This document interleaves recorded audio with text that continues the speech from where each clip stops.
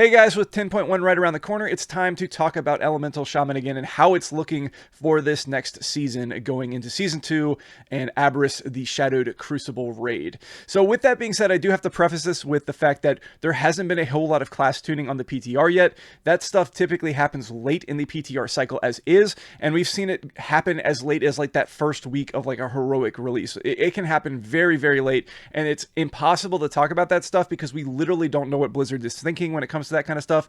They might want certain classes in certain places. They might see things that we don't, and it can shape things drastically at the last minute. So I can only talk about things that I'm seeing right now on the PTR and how my own personal raid testing has gone. So just keep that in mind. Things can change in a moment's notice. Like if you're super worried about that, make sure you're following like the Blue Tracker posts on MMO Champ or something like that to make sure that you're keeping up with the changes on PTR. If something drastic does happen, I'll probably make another video, or at the very least, I'll make a pinned comment on this video.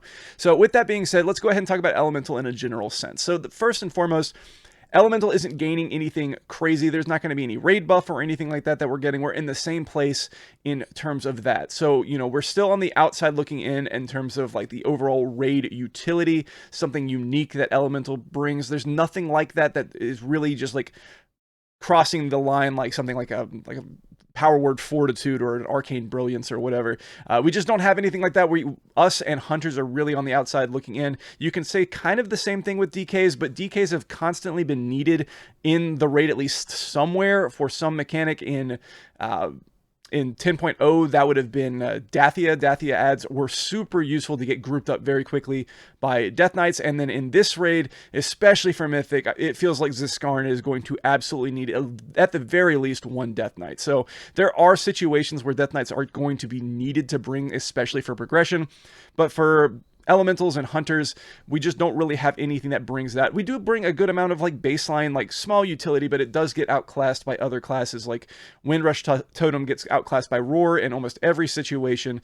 And while we do have things like Ancestral Guidance, there are things out there like Vampiric Embrace as well. So like we do bring some things that are good, that are considered useful to bring. It's just not necessarily anything super unique. And that is not changing in 10.1. So that being said, that's kind of where the negative information on Ellie kind of ends. There's a lot to look forward to moving into 10.1. And let's start with the set bonus. So the set bonus does push us into a completely new build, at least so far on PTR. That's one thing that I have to keep pressing, that at least right now, this is what it's looking like, is that we are looking to be pushed into a more pure single target lightning build and away from fire builds. Now that can change with more tuning towards like lava burst, but it just doesn't seem like that's going to be the play.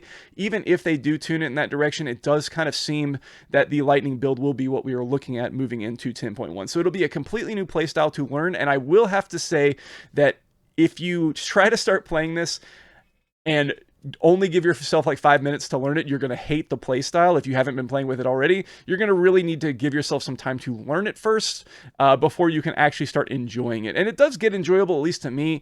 If you are a big hater of Ice Fury, then I don't really have any good news for you there.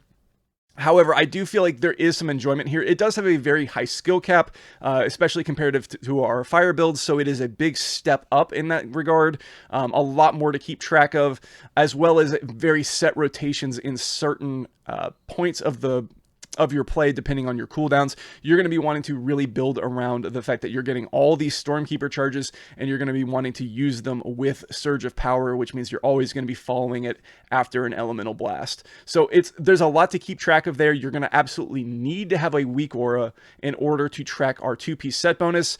If you hate weak auras, I really don't have anything for you for this one. You need to have some sort of clock ticking those 40 seconds. And then also, one of the things they did change to it somewhat recently is that if you use your Stormkeeper, the actual ability, and then the 2-piece goes off, the 2-piece won't go off. It'll just start a 5-second counter, and it'll just wait until you use all of your current Stormkeeper charges before the 2-piece then procs, and then you'll get two more charges of Stormkeeper. So you can actually like block the 2-piece from proccing if you want to, which might be good in certain situations, and then basically have 4 in a row very quickly.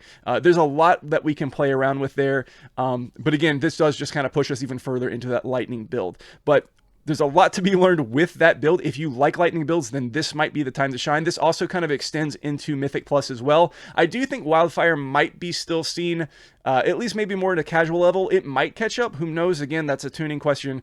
Not a lot of people are playing it right now on PTR from what I've seen. Some people are still playing with it, but every time I've played it comparatively to doing something like the lightning build with just moving either 2 points over into Echoes of the Great Sundering or doing just the full lightning build, the full Mythic Plus lightning build that we have right now on live, even using that one, they just have such better results because we have so much more synergies when you move from AoE into single target. So with that being said, I think like lightning builds will just be kind of the go-to play in 10.1. But Mythic Plus is a little bit more, you know, ephemeral. Is that the right word? Ephemeral? I don't know. It's just a little bit more fluid. It might change. We might see a little bit more in the ways of Wildfire, but I don't quite see it because of it. Ironically, Wildfire will actually have like just less overall single target, where the lightning builds now will actually have a good amount more. So that's kind of where it's looking at right now. If you hate those kind of builds, then maybe Ellie might not be for you, but it is worth trying out. It is worth getting used to, at least in my opinion. I have started to have fun with it. The first couple days messing around with it, I really didn't like the playstyle. But the more I got used to it, and the more I realized that it's like a puzzle while you're also doing like an encounter, it actually does get kind of fun, and you can get some good damage out on it as well. That's another thing that I haven't mentioned so far, is that the damage in the single target build as well as in the Mythic Plus builds have been really, really good. I mean, not like crazy overpowered or anything like that, but it has seemed at least like we're keeping up. And with that being said, let's go ahead and talk about the raids from an elemental shaman perspective. The raid is very single target focused. Most of the fights in here, with the exception of like Ziskarn, mainly on like Mythic level, where I think the ads might live a little bit longer. Like even on Heroic, the ads were completely melting, but we haven't seen Heroic testing in a while on that. They might have buffed those up, but the big thing is going to be the Assault boss. I'm not going to try to pronounce the second word in that name, but the Assault boss has a ton of ads, and we were doing fairly well on the tuning, or on the testing that I saw of that so far. And that would be the only real AoE boss. Everything else is very single target. There might be a couple ads that pop up every now and then, but for the most part, it's very single target. And this is good for a lot of reasons. For once, just because there's a lot of set bonuses out there that are pushing classes into a lot of set builds. We're not the only ones that are kind of pushed into one build. A lot of classes even have triggers on their set pieces that require a certain ability in their tree for it to even go off. So a lot of other classes are also kind of being funneled into a singular build, and that might not be the end of the world. So just keep that in mind.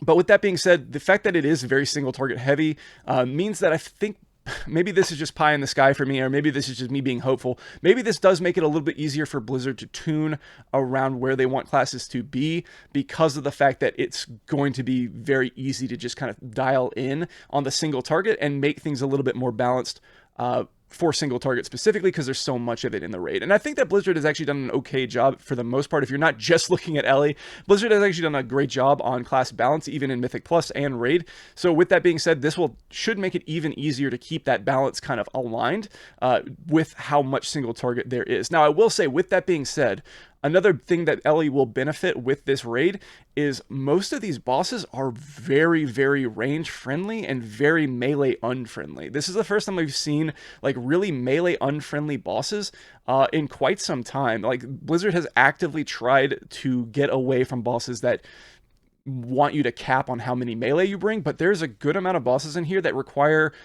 melee people to actually be running all over the place, which is obviously going to affect their uptime on things. When you have things like mobs spawning at all different points of the room, like you have on Ziskarn, obviously you'll want to kind of group them up. That one won't be too big of a deal, I think. But then you have bosses like Magmarax, which I think that boss right now, at least on PTR, we've tested it twice, and it has been a complete just disaster, in my opinion, in terms of whatever they're trying to get out of that boss. But even with some of the base mechanics that I don't think are going to go anywhere, you have to be dropping puddles so far outside of the group, or at least away from the boss. Melee players are going to have a really hard time with those kind of things.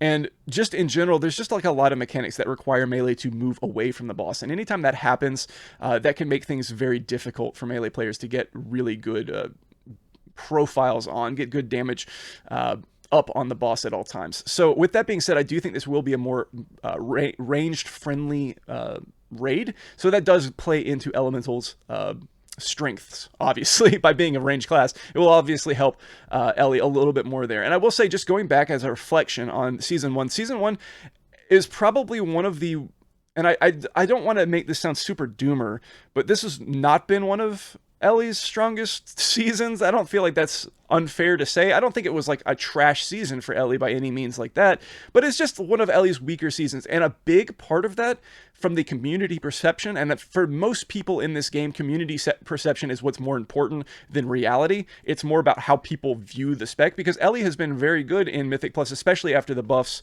that we were given the last go round. Ellie's actually performed quite well in Mythic Plus, but the biggest detriment to Ellie has been the fact that Enhance exists at all. Anytime someone's inviting in a shaman DPS for like a Mythic Plus, or even raid for that matter, in a pug raid or something like that, they kind of are expecting you to be playing Enhance. So just by that nature, because of how good Enhance was for the majority of season one, it just shined it cast a shadow. That's a good way to put it. It cast a shadow over Ellie and made it just seem worse by comparison. So with it moving into this next season, we are going to be having to fight some of that community perception of where Ellie is like right now into the next season. But I do think, because of the nature of the raid, with it just favoring more ranged classes, I think Ellie might be in a better place comparatively to Enhance, therefore making Ellie look a little bit better. I don't know. We'll see how that all plays out in the end. I do think, because of these lightning builds being a little bit more succinct with their talents, and a little bit more, you don't have to give up so much. That's one of the biggest problems we had moving into Mythic Plus, or even just AoE in general. With the fire builds, we had to heavily invest into single target, and then any deviation from that took away single target to get AoE. But the pure single target fire builds just didn't have a lot of AoE on their own, or basically at all. Like the pure single target fire builds just had basically no AoE to speak of, and anything you shifted into that direction took away from your single target.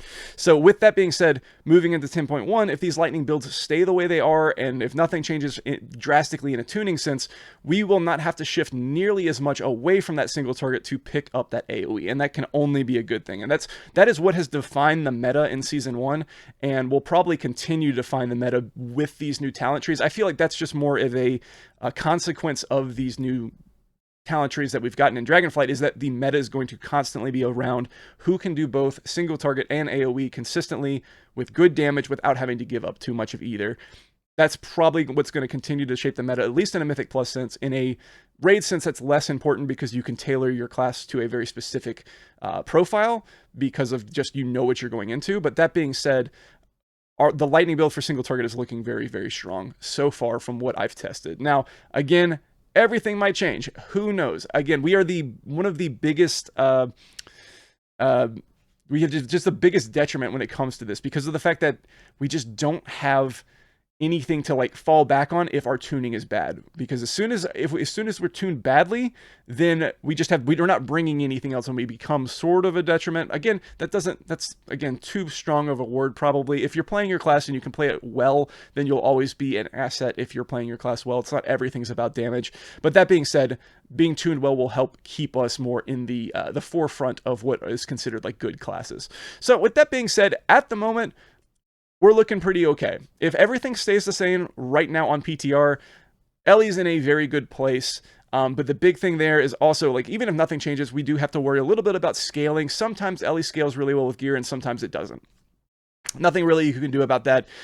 You just got to hope for the best. We got to hope that we scale well compared to other classes. And then if we don't get scaled well, and as people get more gear, we start falling off, then hopefully Blizzard does something to fix that. I think that the tier bonuses that we're getting are going to be a huge buff to like our overall damage. I'm not going to give any kind of percentages of how much more damage it's giving you over not having it at all. But it does look like it's going to be a sizable buff, and it does look like it's going to put us in a good place to be able to do both single target and AoE in a good mix without having to give up too much. And I think that's the best that we can hope for. So basically, in conclusion here, I think that Ellie's in a very good spot. It's just going to be changing community perception. And again, the biggest detriment to all of this just comes down to the fact that tomorrow there could be a huge nerf that kind of like throws us back down to the bottom. So there's nothing we can really do about that. We just got to hope for the best. But if nothing changes at this exact moment, if you're considering playing Elemental, I'd highly suggest getting used to playing Lightning builds. Test it out on the PTR, see how it actually plays, because right now, if you are playing this build correctly, you can do an insane amount of burst, especially right off on the pull, as well as just in general, just a good amount of consistent damage. So if that sounds like something that is enjoyable to you, then Elemental might be what you're looking for moving into 10.1. But that being said, keep your eye on those PTR notes, those patch notes as they come out. And yeah, just keep your fingers crossed for the most part. It's looking good. I'm excited about it. I've been enjoying testing on the PTR, and hopefully nothing catastrophic changes that. But yeah, that's pretty much it for right now. I hope that you enjoyed the video. I stream at Twitch at twitch.tv/ridmark, so feel free to come check me out there as well. But other than that, guys, if you have any questions or comments or hopes you want to leave in the comments below, feel free to do that as well. Other than that, guys, I will see you in the next video.